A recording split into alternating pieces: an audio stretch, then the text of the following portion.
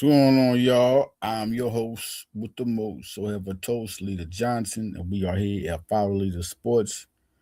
About to have a big game starting with the Eagles and the Bills. We're gonna talk a lot about Noah Inoue, the pound for pound best. I think so. I think he the best. What can you say? What can you say? First, let's start out with the Eagles, man. First, we gotta congratulate the five Pro Bowlers that got there: Cooper DeJean, Jalen Carter, Quinyon Mitchell, Cam Jurgens, Zach Bond. Now I know people got things to say. They got things to say. Jordan Davis, of course he should have made it. I don't even know why. He wasn't even an alternate. Did they make him an alternate? I could have sworn. It's just real crazy. I don't think I know Jalen Carter. Some people you gotta understand. Some people are gonna make it because of their fame. They got the fame. They got credibility. They got year before, could have been a year before. You just gain a certain status to where it has to get knocked down. And Jalen Carter definitely is the type of guy that requires a lot of attention. Him and Davis both made each other better this year, and really Davis had the better year. Some people might argue that Davis should have been there ahead of Carter on ahead of him. Carter's just Carter, man. But I understand what anybody would say. But Carter is just Carter, man. You can't take away what he brings and who he is because he's a bigger monster than Davis, and that's big. Cooper DeJean, my God, deserve it. I was wondering was they gonna sleep on him this year, because I know he was the nickel, but man, he's been everywhere. He's almost been a linebacker, a safety, corner. He's been there. He's guarded the best corner. Like he did everything. He did so much, man. Everything they've asked of him. Quinyon Mitchell, really the most slept on. It was a question if he was even going to be on his team. Nobody can mess with Quinyon, and I'm gonna say arguably top three. Not even arguably, he's in the top three. But if you want to argue if he's the best, go ahead. But I think he's the best. He's just he's too dominant. Shuts you down. Cam Jurgens, I understand what y'all saying, but Cam, first off, he was a Jason Kelsey protege, and then the young man went back and made a Pro Bowl alternate at guard. Then he became a Pro Bowl starter at center. So his track record is kind of following him. He hasn't did enough for them to be like, hey, he's a favorite. You could tell with their voting, he's a favorite. And he hasn't been garbage this year. He just hasn't been as good as he was last year. Also, injuries went to that. Zach Bond, he got the listen. He deserves it. He does it, and it's in his sleep too. You know what I'm saying? Like he's just one of the best, and it's good to have him. The Eagles got to beat the Bills, man. They got to beat the Bills, and that's just what it is. I mean, I can talk all day about what they're supposed to do. They got the team. What are we talking about? What are we talking about? They got Jalen Hurts. They got Devontae Smith. Got AJ Brown. They got Saquon Barkley. They don't have, just good players. They have the best at their positions. People can argue if they want, but you're going to argue if Saquon is the best. He's just not going to be a guy. It's Saquon. Saquon had 2,000 last year. Saquon is Saquon. Look what he did his rookie year, even coming into the league. You got A.J. Brown and Devontae Smith. Like, Dallas Goedert has 10 touchdowns this year. Like, the offensive line is really playing at their worst, and you still had 1,000-yard rush and two receivers who are going to get 1,000 yards this year with the 10 touchdown tight end. Like, yeah, I understand, man. Elite quarterback. I ain't gonna explain why Jalen's there. They just need to finish the job and quit playing. But I know Patullo. We all know Patullo is it's a little different, man. Patullo, it's their first year jitters, man, and it's worse than Brian Johnson. Brian Johnson came in here, and one thing about it, this is put it like this: Brian Johnson was also a position coach, came into it, and he had questions. He was struggling, but they were at least able to run up. AJ Brown had a career year. Devontae Smith 1,000 yards. Jalen Hurts has had 15 interceptions, which is bad. 23 touchdowns. But still they ran up the score. 1,000 yards for Swift, his first time in his career. So it was different. But Batulo was just, helping. He was an assistant helping out Kellen Clemens. He throws something in there. What's going on, Greg? What's going on, John? What's up, my man? Um, he was just throwing in something in there. He was putting stuff into the mix of offensive plays, helping Kellen Clemens out. And you could tell, like I've told everybody, he's learning on the go. He's learning on the go. So we're seeing ups, we're seeing downs, we see him fall down, we see him. So the thing is, right now I'm at the point where answer these questions because my thing is this, and I'm gonna say this clearly: if we don't go to the Super Bowl, he got to go. That is it. He got to go. If he don't go to the Super Bowl, and I ain't even say win, because the D can lose it, but no, I don't want to hear this. I don't want to hear that. It's the defense has been elite, and it's the clear thing in there is that all the offensive players are not the same. AJ Brown ain't the same. Saquon Barkley ain't the same. Hurts is trying, and Devontae Smith has been in Goddard. There's been some stuff coming out of it, but these are elite guys, and the defense is ready. The defense is it. Defense is it, man. The defense. Jalen Phillips is going to get better. He's going to be a guy. He still got Nolan. Everybody's healthy. This is nothing. What's an excuse?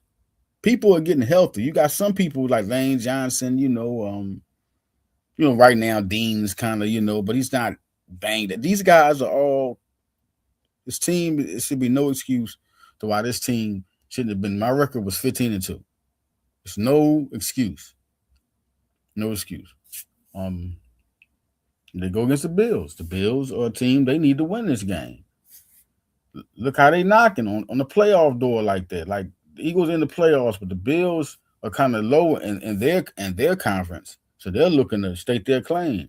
This is the same position Baltimore was in last year when they faced the Eagles. Baltimore was riding how they were coming off losses, and Baltimore was improving itself. And they needed to beat Philadelphia when that game came up. And this is the same game their Buffalo game is. It's this game right here. Buffalo needs this win. And Philly needs to prove themselves. They need to win they need to win out, period, the whole year. So I don't want to see no losses going in. These two games, all of them. I don't want to see nothing. Don't need to be no struggles. I'm really right now I'm a critic more than I ever been because they're the Super Bowl champions. This is what it is. So we're gonna go on that function there. I think in this game, who's gonna be the big guys? I'm just gonna go real quick and we're gonna get to Penn State football real quick.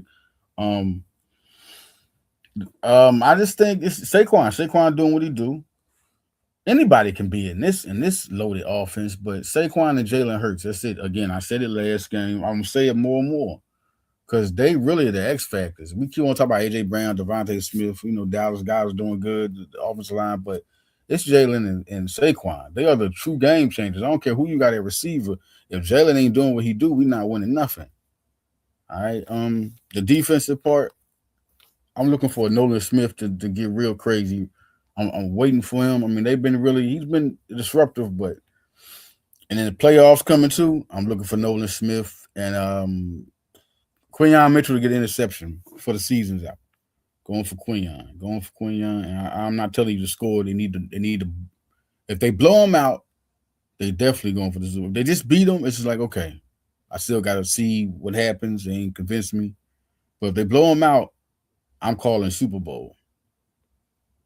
If it's a 14, if they beat them by 14 points, I'm calling Super Bowl. They beat them by 14 points, I'm calling Super Bowl. All right, now Penn State, man. Penn State football. They went out winners. Man. Pinstripe Bowl, man. 22-10. They beat Clemson. What? What can you say? Great job by Coach Terry Smith, man, who got their contract, got that bag, man. Highest paid head coach, not a head coach. Unbelievable. Been there for so long. Just Congratulations to him. Congratulations to Penn State, man. It was a great way to go out. Great way to go out, man. Ethan Grunk, what can you say? Gronk did his thing, man. Quentin Martin had a good game, 100 yards, 100 plus yards. People proving their worth, proving that they want to be there, proving that the Penn State coach has always been powerful. That's not what I was talking about. It was wrong the way they did James Franklin. It's wrong, man. It's wrong.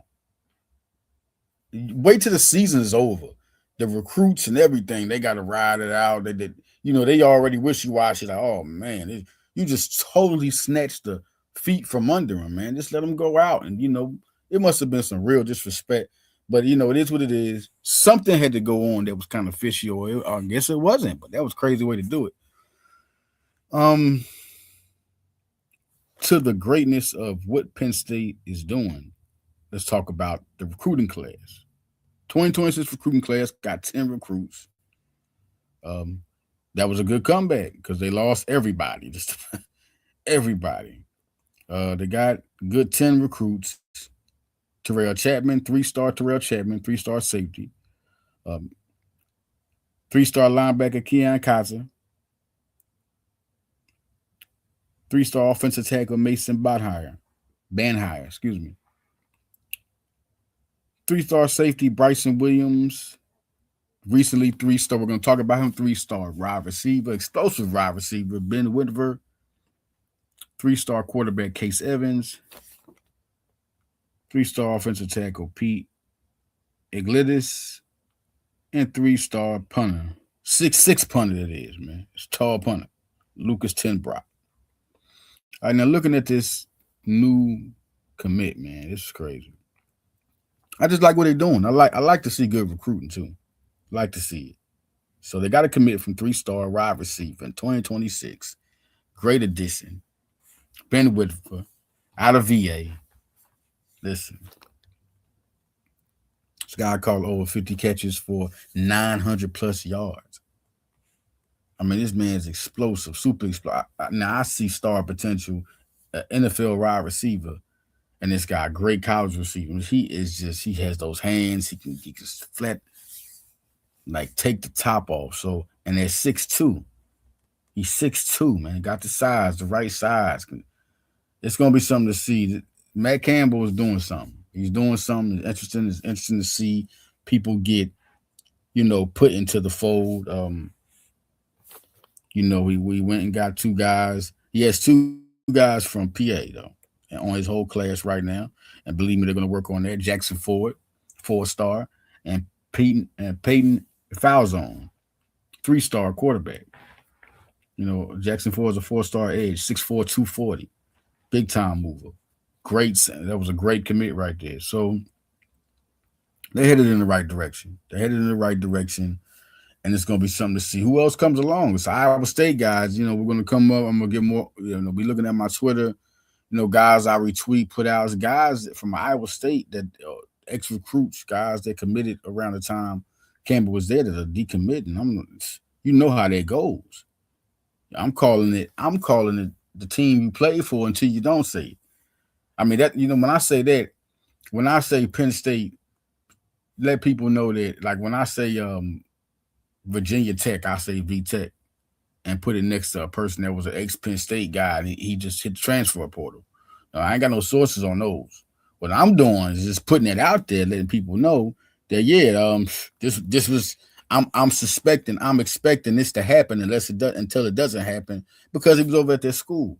Now if I give you a source name when I say something, or I put some more than just a school there and put an explanation, then we'll get that part. But no, Ben Whitver, man, I like this one. Besides Jackson Ford, this was the one I was like, oh, that was a good one. He was with James Madison first, and he decommitted. And James Madison really did their good recruiting school, especially moving now. They done moved to the FBS and the FCS. Villanova used to battle them. So no question, Ben Whitver is a good pickup, good commit. Now, talking about all that with my boxing fans. We about to get to that because Noah Inoue, listen, this cat, man. I don't know what to say, man. Listen, because when Crawford was here, I was the first thing I was like, listen, that's number one. And I saw Inoue. He was definitely impressive. Definitely pound for pound, top three, top five at the time. I'm not believing like, oh man, but more and more, he just 4 weight classes, man. 4 weight classes. Check this out. Look, that man right there next to Larry Holmes, the great Larry Holmes. Noah Inoue is the first man in 42 years to defend the ring title 4 times in the calendar year. And look at the year right there. And that year, a little kid eating popsicles, man. The 80s. Crazy, man. Larry Holmes, that's what type of special class he's in. And I've never seen a Japanese guy even hit like. Has anybody ever seen a Japanese guy hit like this? Anywhere, even in like a listen in a baseball game, basketball, nowhere, bar fight. No, listen, this cat is special with the power. Special. Noah Inoue is 32-0 with 27 KOs. 32 years old.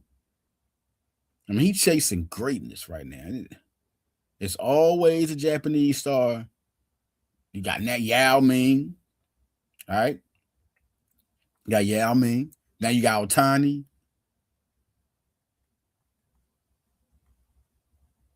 Listen, always catch up, and this guy is special. They always he is special. He's great to watch, fun to watch, and we're gonna talk more about him because it's a lot to go. Like, who's gonna face him? Now, who's gonna chase him? Because to me, the pound for pound best. They say Usyk, but I don't think. No, man, this guy's just doing it a different. Like, he's doing it different. 4-0. He defended his ring title 4 times and won each time. The belts is getting heavy. Can't nobody beat him. Who beat him? 42 years.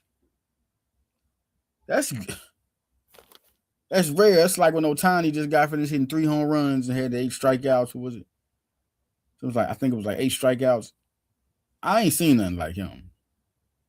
Who came to see his fight?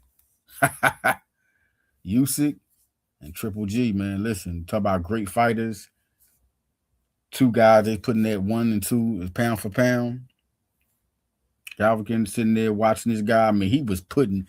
Listen, David Picasso was getting the blues. The blues. The blues put to him. I mean, he was touching them up. And it's like his jabs had power to it. Picasso was a good fighter. It went to a decision. Picasso was trying. He was just a tough guy. Tough. I got a lot of respect. A lot of respect by the way David Picasso fought. But he's just too good. Just too good, man. Just too good. 42 years. 42 years. That's how great Larry Holmes was. Let everybody know. Let y'all know about that. That's the first thing. Let's put that on the picture. Larry Holmes. We talking about the guy that he did. Larry Holmes is one of the greats. All right, Junto Nakatani just won his fight against Hernandez. Look good, ain't look better than Noah. 32-0, 24 KOs. They close. Close. 27 years of age. Beating Sebastian Hernandez, good fight. Some people saying, is he next? Is he next? What y'all think? Is he next?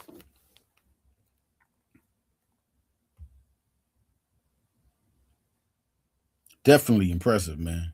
Definitely impressive. One of those guys. Definitely impressive.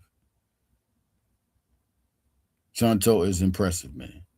So that's a fight I would definitely love, pay to see, no question. Boy, he got them hands, and he ready for him. Then you got Jesse Rodriguez. Jesse Rodriguez is the next one. Bam.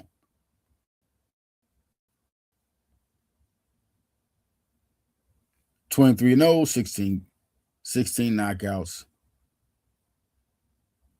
age 25,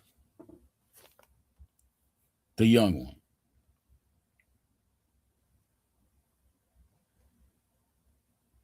I mean, there's some good things to think about, good matchups to think about. Who's better, Rodriguez or is it Junto? Junto is a bigger puncher, but Rodriguez is coming. Rodriguez is coming.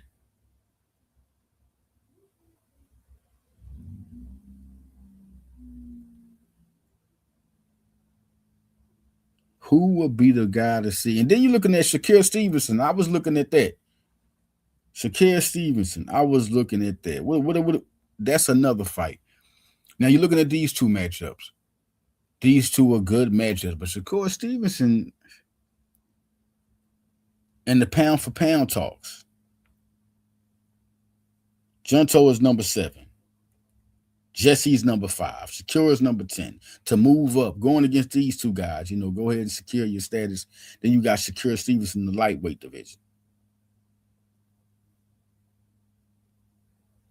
Interesting.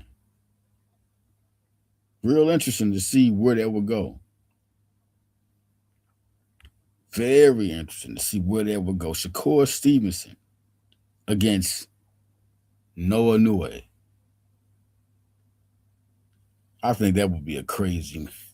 That would be it. I mean, looking at the defensive style, Shakur. I think that would be big time. Looking at Bam. Bam, we talk about Bam. Jesse Rodriguez. One thing his trainer did say was, we'll see him soon. When they tell him about Inoue, that's what he said. They'll see him soon. Robert Garcia, the trainer of Jesse Rodriguez, said, we'll see him soon. I mean, excuse me, no question. We'll see him soon. Jesse Rodriguez.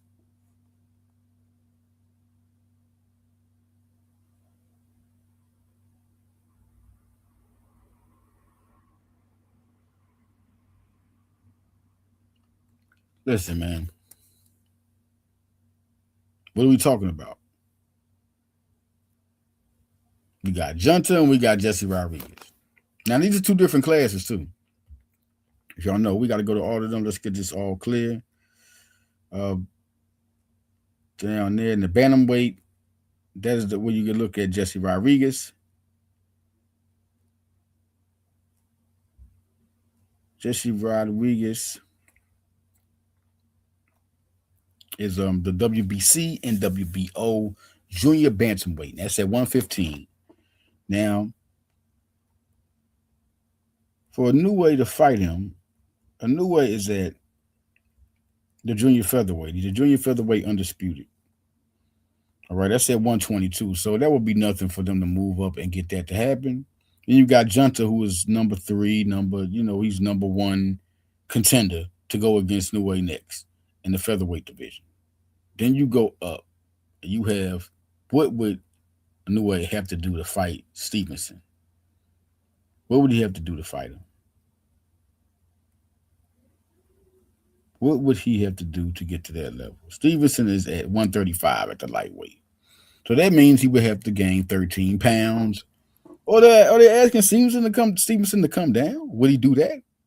But I think, just like when I talked to Salida about Elisa Baumgardner, he was like this, and I was like comparing it to, and he was like, no, because Crawford moved up. So they're basically wanting Baumgardner to come move up to heavyweight. They don't want to come down to the lightweight. People want people to move up to their weight instead of them losing weight and going down. Crawford did it both. Crawford, listen. So I just want to see how this goes. Stevenson's one to look at in this trajectory of who's next, who I think should be next. Junto, let him take it. That's it. It's his turn. He's right there. He's in contention. Let's go down the line. Let's go down the line. Let Jonto take it. Nikitani, let's do it. 32 KOs, 24, 27 KOs there. That listen, these guys are the same. Let's just see who's the best right now. Let's see who got it. I think this is what they want to see. And then here comes Bam. Bam will be right there. 23-0. He's knocking people out. All right, his last fight was Fernando Martinez, won by KO. All right, so this is going to be something to see. Can't wait to see how this turns out. Big time in boxing. Listen, y'all. Just got finished having Hollywood Sports Talk. Got some more things to do. Got a lot of podcasts I'm gonna have coming out. A lot of guests. Be looking for the next episode of Hollywood Sports Talk. Follow the sports and who's flying in the fly and Broad Street Blitz Take right here on Hardcore Sports Network. We are live, y'all. We out. Follow the leader, man. Follow me on Instagram. Follow me on Twitter. Follow me on Facebook. Follow my articles on 247 Sports, NFL Draft Diamonds. Listen, doing things for Prep Hoops. VU Sports. Out, y'all. Enjoy the game.